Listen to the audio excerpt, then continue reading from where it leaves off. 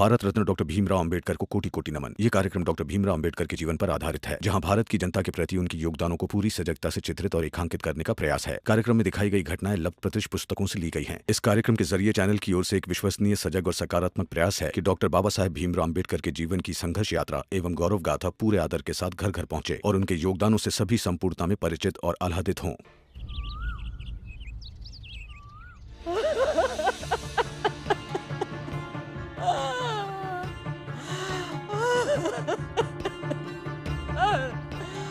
सब सामान चोरी में गया, कुछ नहीं बचा, हम लोग तो बर्बाद हो गए।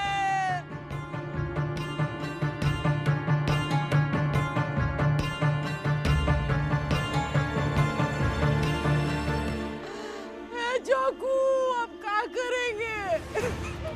हमने दुकान से इस्त्री और कहा के कपड़ा भी चुरा नहीं गए, कुछ नहीं बचा। हमारे भी घर और दुकान का सारा सामान ले गए। अरे आप कुछ बोलोगे भीमराव? मेरे घर और मेरी दुकान का सामान भी गायब हो चुका है। अरे हमारे घर में भी कुछ नहीं बचा है। अरे सब इन दोनों के कारण हुआ है, और ये भीम और रमा के महान बनने के आदत के कारण। अब क्या करें?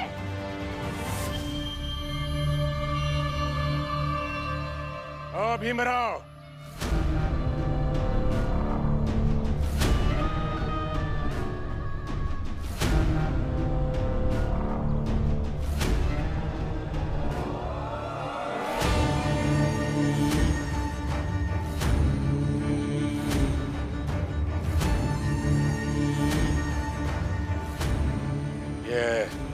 तुम्हारे नाम की चिट्ठी है, किसी ने मुझे दी थी तो मैंने सोचा तुम्हें देता चलूं।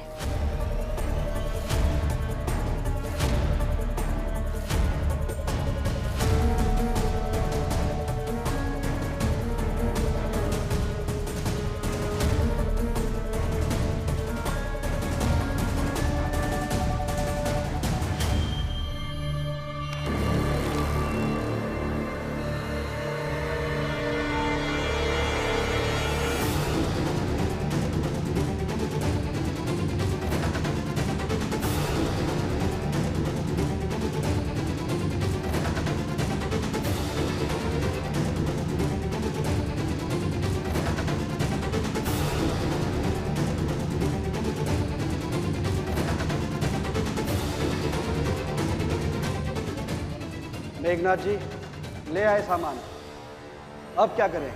एक काम करते हैं, किसी पढ़े लिखे आदमी को ढूंढते हैं, फिर उससे एक चिट्ठी लिखवा लेंगे कि ये चाल के लोगों का सारा सामान चाहिए तो साधना को हमारे हवाले कर दो। कैसा रहेगा? बेटी है मेरी, कभी आप कह रहे हैं चोर बनकर सामान चुराने के लिए और कभी चिट्ठी लिखने के लिए। ऊपर से ऊंची बिरादरी के लोग हैं हम, और औकात कैसी, मांगने वालों जैसी हो गई है। एकदम बेवकूफी हो क्या तुम? भीमराव है वो, भीमराव, इसलिए मुझे ऐसा तरीका अपनाना पड़ रहा है। अगर वो भीमराव नहीं होता ना तो कोई समस्या ही नहीं थी, ना कोई टोकने वाला ना कोई रोकने वाला। भीमराव से तुम्हारा पाला पड़ा नहीं है ना, इसलिए समझ में नहीं आ रहा है। परसों से झेल रहा हूं उसे। और वैसे भी तुम्हें तुम्हारी लड़की चाहिए ना, मिल जाएगी। पर अभी जितना मैं कह रहा हूं बस उतना करो, किसी पढ़े लिखे आदमी को ढूंढो वो चिट्ठी लिखने के लिए, और ये सारा सामान जहां मैं बोलूंगा वहां रखवा देना।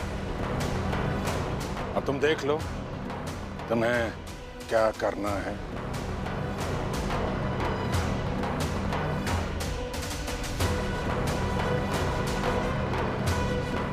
चलो रे।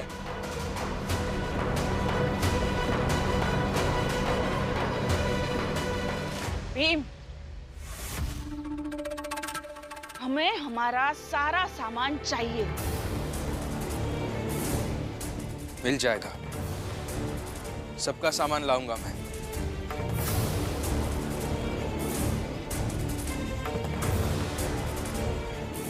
शाम तक का समय देती हूँ मैं। अगर 5 बजे तक हमारा सामान नहीं मिला तो इन दोनों को हाथ पकड़कर इस चाल से बाहर निकाल दूंगी।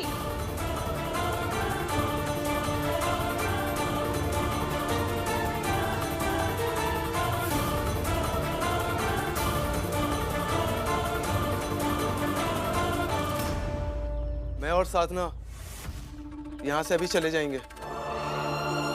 आप सभी को चिंता करने की कोई आवश्यकता नहीं है। नहीं अलग, कहीं जाने की जरूरत नहीं है। 5 बजे तक का समय मिला है ना, मैं देख लूंगा क्या करना है।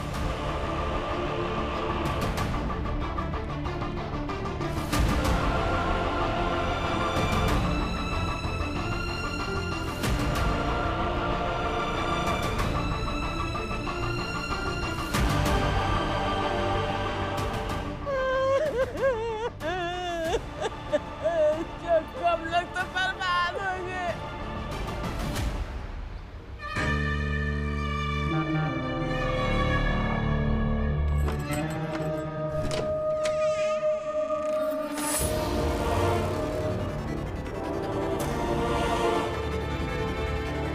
आ जाओ।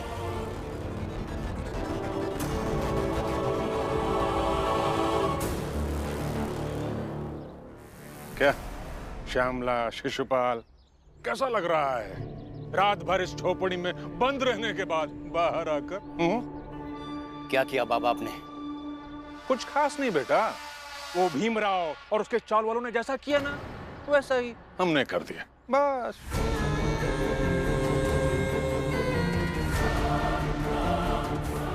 क्या किया बाबा आपने? अरे मुझसे क्या पूछ रहे हो? अब तो तुम दोनों बाहर हो ना, जाओ जाके देख लो अपनी आंखों से, जाओ।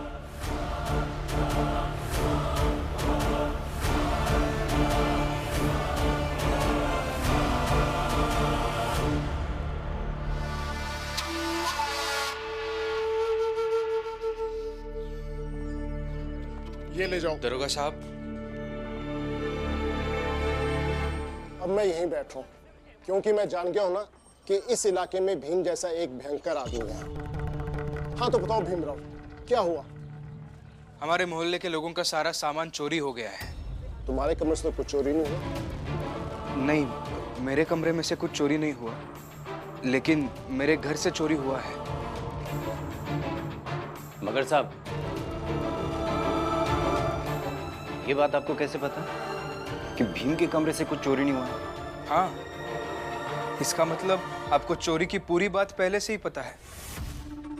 कहीं ऐसा तो नहीं कि चोरी की योजना बनते समय आप भी उसमें शामिल थे?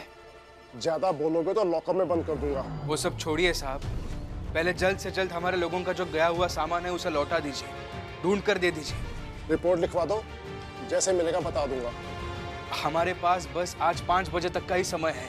अब तुम समय की सीमा दोगे तो जाके खुद ही ढूंढ लो, हम अपने हिसाब से काम करेंगे। और आपकी समय सीमा तय करेंगे वो मेघनाथ जी और उनके जैसे लोग। चलिए हम खुद ही ढूंढ लेते हैं। हाँ चलो ढूंढते।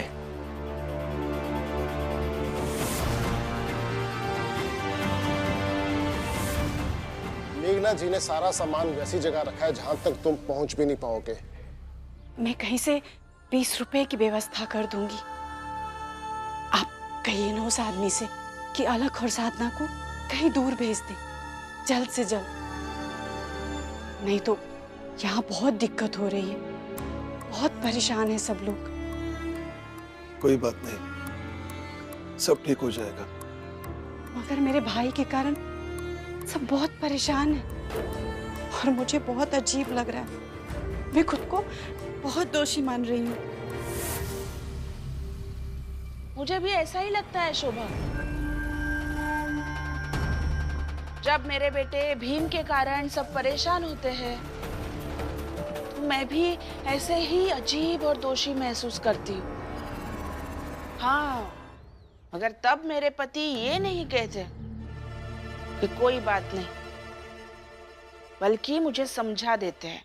जीजाबाई नाटक मत करो, अभी माहौल की गंभीरता को समझो। क्या समझो? हाँ? घर का सामान खाली हो गया है, ये गंभीरता है? इस हिसाब से मेरे साथ जो हो रहा है ना वो ज्यादा गंभीर है। मेरे मन का कोना कोना खाली हो गया है। सालों से रोज चोरी हो रही है मेरी शांति, समृद्धि और मेरा सुकून। मगर इसका दुख नहीं है आपको? तो फिर से शुरू हो गई।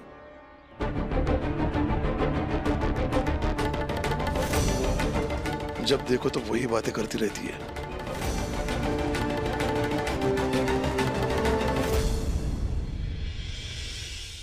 और शोभा, 5 बजे तक का समय है। अगर तब तक सामान नहीं आया ना, साधना और अलग को हम सब मिलकर चाल से बाहर निकाल देंगे। फिर कहीं दूर नहीं, यहाँ से बहुत दूर नरक पहुंचेंगे दोनों। समझी? अगर शाम 5 बजे तक भीमराव सारा सामान नहीं ढूंढ पाया ना, तो हर हाल में उन्हें साधना को हमारे हवाले करना पड़ेगा। फिर कर लेना अपनी बेटी के 47 टुकड़े। और उस लड़के को मार देंगे ताकि संदेश जा सके कि अंतर जातीय विवाह पाप है, अक्षम्य अपराध है और उसकी सजा है मृत्युदंड। लेकिन 5 बजने के बाद ना,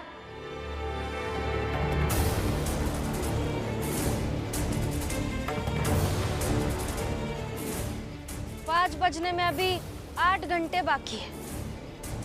क्या पता मेरे पति सबका सामान ढूंढ ले। रमा भाई, ऐसा कभी नहीं होगा। मेरे पति भीमराव अंबेडकर है, उनके लिए कुछ भी असंभव नहीं। इस बार ऐसा कुछ नहीं कर पाएगा वो, चाहे कितना भी दिमाग लगा ले, कितनी भी बुद्धि दौड़ा ले, पर इस बार मुझे मात नहीं दे पाएगा। देखते विश्वास है कि हर बार की तरह इस बार भी मात आपकी ही होगी और जीत उनकी।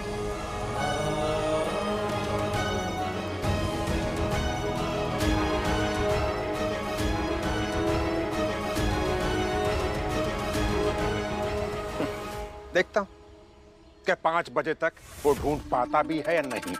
जरूर देखिए।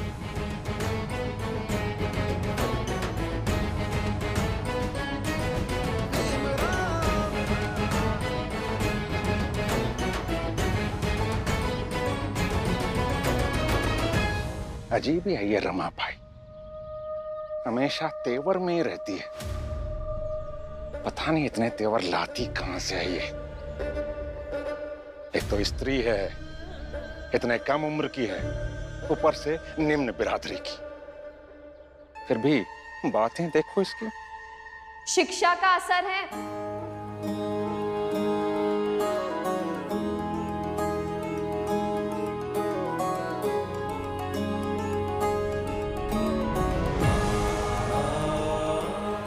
हाँ बाबा, अब हर कोई लाठी चलाना तो नहीं सीख सकता और ना ही हर कोई इस पे विश्वास रखता है कि लाठी के बल पे वो दूसरों को जवाब देगा। कुछ लोग शिक्षा को अपना हथियार बनाते हैं और वैसे ही कुछ लोगों में से रमा भाभी है और भीम बाऊ से जुड़े हुए हर लोग हैं। ओह, कौन क्या है इस पे बाद में बात करते हैं। अभी जा यहां से, शाम होने दे, देखते हैं क्या होता है। मिलते हैं 5 बजे।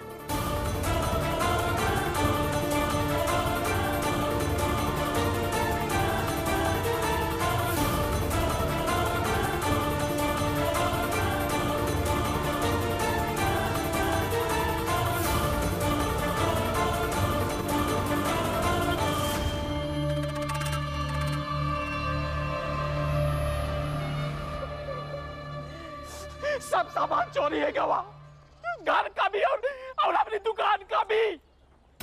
अब बताओ राम जी कि कैसे काम करें और कैसे बनाए खाना, बताओ।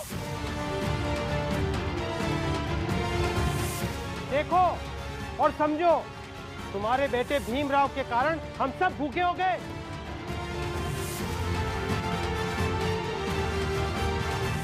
वैसे तो सबके सामने घूम घूम के कहा था कि हम अपनी बिरादरी के लोगन को आत्मनिर्भर बनाने के लिए लड़ा था, लेकिन आज देख लो, अपने ही बिरादरी के लोगन के सामने से खाना छीन ली से तुम्हारा बेटा। इतना दिमाग लगाते हो ना तुम सब। हर बात को खींचकर भीम की सोच और उसके प्रयासों के खिलाफ लाकर खड़ा कर देते हैं, है ना?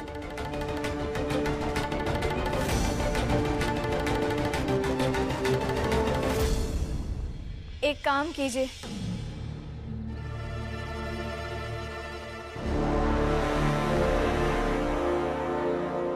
ये सब कुछ मेरी वजह से हुआ है, तो इसकी जिम्मेदारी मैं लेती हूँ और इसका हल मैं देती हूँ।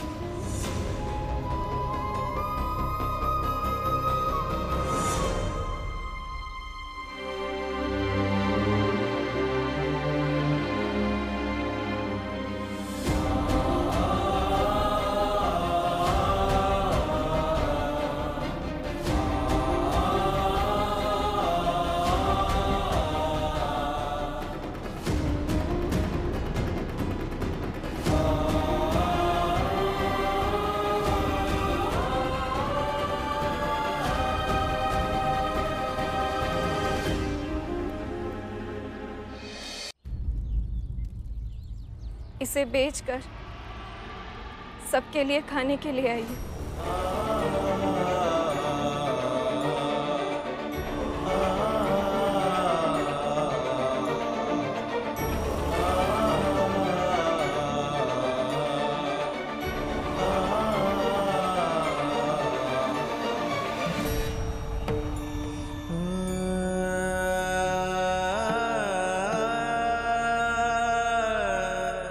ये लीजिए। जितने बड़े संकट में हम लोग को डाली हो ना, ओकरे सामने ही पाओ छोटी सी चीज है, लेकिन फिर भी अब दे रही हो तो लाओ दो।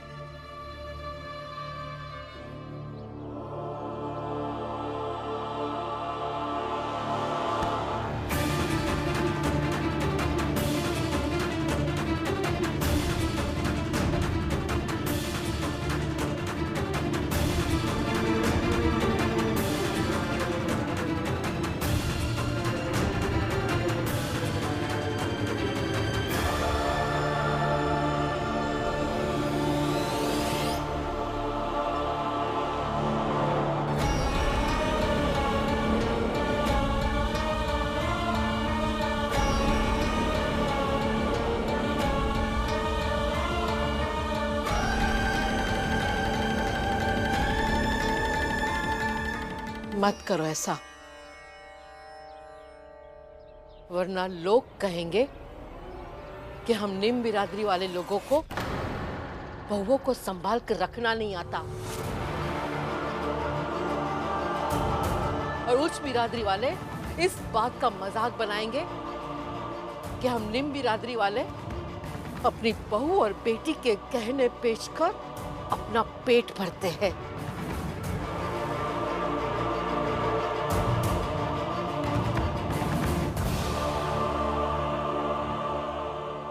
भूखे रहे और जब भूखे मर जाएंगे तब ना कहेंगे वो लोग कि हम निम्न बिरादरी वालों की दुनिया में उनकी बिरादरी की लड़की आई और सब भूखे मर गए। यही लिए निम्न बिरादरी के लोगन को ऊंची बिरादरी की लड़कियों को बहू न बनावे का चाहिए।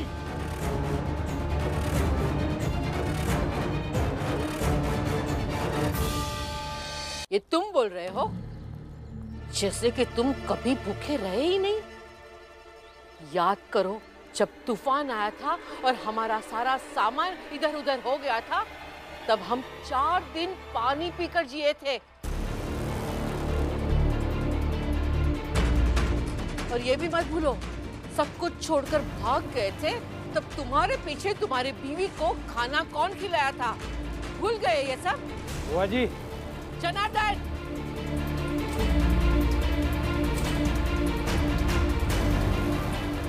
तू भी भूल गया ना? जब बीमार था तब हम सब एक समय का खाना खाते थे और एक समय भूखे रहकर वो पैसे जोड़कर तेरा इलाज करवाया था। भूल गया ना वो सब? और आज सबको एक समय का खाना नहीं मिल रहा है तो इस तरह बकवास कर रहे हो। लेकिन जितना सामान चोरी हुआ है उतना सामान पता नहीं हम कब तक खरीद पाएंगे। और हम सबका सामान चोरी हुआ है किसी और के प्रेम कहानी के चक्कर में। और अगर इस पर भी हम कुछ बोले तो वो बकवास हो जाता है। अरे यही तो रोने वाली बात है। जिस चाल में भीम जैसा इंसान रहता है, जो सुबह से लेके शाम तक न्याय न्याय रोता रहता है, चिल्ला चिल्ला कर कहता रहता है, और उसी की बुआ यहाँ अन्याय की बातें कर रही है।